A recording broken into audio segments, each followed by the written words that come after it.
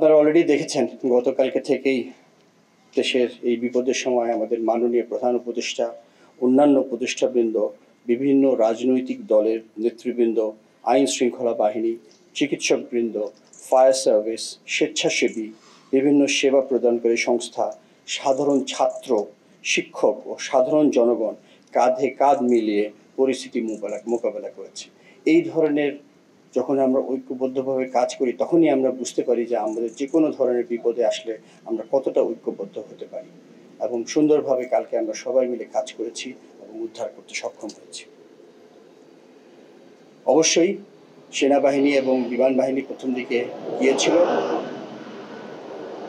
এবং তারা তাদের বিশেষ উদ্ধারকারী যেসব যন্ত্রপাতি আছে বিমান বাহিনীর হেলিকপ্টারের মাধ্যমে তারা ফার্স্ট রেসপন্ডার হিসেবে সমস্ত আহতদেরকে এবং নিহতদেরকেও নিয়ে এসেছিল ওখান থেকে। আমি আপনাদেরকে জানাতে চাই যে সরকার বা আমাদের মাননীয় প্রধান উপদেষ্টা প্রথমেই বলেছেন যে এদের যারা আহত হয়েছে তাদের সুচিকিৎসার বন্দোবস্ত করতে হবে, এবং সে ব্যাপারে তাদের কাছ থেকে আমরা সম্পূর্ণ আশ্বাস পাচ্ছি। ইনশাআল্লাহ সমস্ত ধরনের চিকিৎসা ব্যবস্থা তাদের করা হবে।